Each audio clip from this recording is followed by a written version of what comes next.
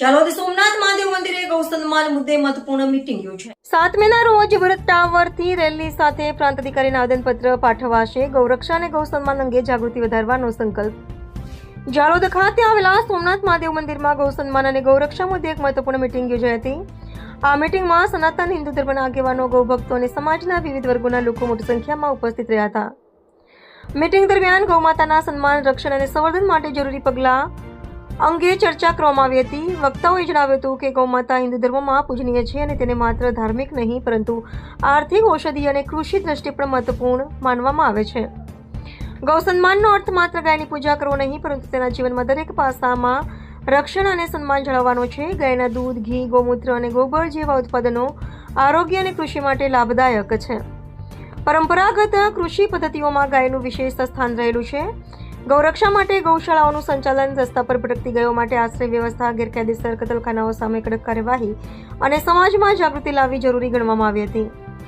આ મીટિંગના અંતે નિર્ણય લેવામાં આવ્યો હતો કે તારીખ 7/5/2026ના રોજ સવારે 10 વાગે ભરત ટાવર ખાતે સનાતન હિન્દુ ધર્મ પ્રેમીઓ એકત્રિત થશે. ત્યાંથી રેલી સ્વરૂપે પ્રાંત અધિકારી કચેરી સુધી જઈને ગૌ સન્માન અને ગૌરક્ષા માટે આવેદનપત્ર આપવામાં આવશે. આ કાર્યક્રમમાં મોટી સંખ્યામાં લોકો જોડાઈ ગૌમાતાના સન્માન અને રક્ષણ માટે એકતા દર્શાવે તેવી અપીલ કરવામાં આવી હતી. મીટિંગમાં ઉપસ્થિત આગેવાનો અને કાર્યકરો દ્વારા ગૌહિત માટે સતત કાર્ય કરવાની પ્રતિજ્ઞા લેવાઈ હતી. ગૌ સન્માન આહ્વાન અભિયાન અંતર્ગત ભારતભરમાં જે અભિયાન ચાલી રહ્યું છે તે અંતર્ગત જાલોદ શહેરમાં આજ રોજ એક બેઠક લેવામાં આવી, જેનામાં જે તે દિવસે મામલતદારશ્રીને તથા પ્રાંત અધિકારીશ્રીને આવેદન આપી અને જાહેર જનતાની માંગણીઓ મહામહિમ સુધી પહોંચાડવાનું કામ કરવામાં આવશે. જેના માટે જાલોદના સોમનાથ મહાદેવ મંદિરમાં ભારી સંખ્યામાં સનાતનીઓ ભેગા થયા છે. દરમાં સંતો દ્વારા ગૌ સન્માન આહ્વાન અભિયાનની આંદોલનને શરૂઆત કરવામાં આવ્યું છે.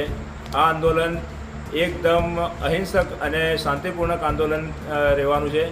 એમાં સંતો દ્વારા નિશ્ચિત કરેલું એ પ્રમાણે અન્ય રાજ્યમાં થઈ ગયું છે, પણ અહીંયા 7 તારીખે ગુજરાતમાં આની શરૂઆત થાય છે. તો હરેક તાલુકા લેવલ પર 7મી તારીખે આવેદન આપવાનું છે. એમાં હિન્દુ સમાજના સર્વે સંતો અને સનાતની હિન્દુ સમાજના બધા સમાજના અગ્રણીઓ જોડાઈ અને આ આહ્વાન અભિયાનને સફળ બનાવશે અને ગાયને રાષ્ટ્ર ધરોહર અથવા રાષ્ટ્ર પશુ જાહેર કરવા માટે સરકારશ્રી પાસે માંગણી કરશે. જય શ્રી રામ, જય ગૌ માતા.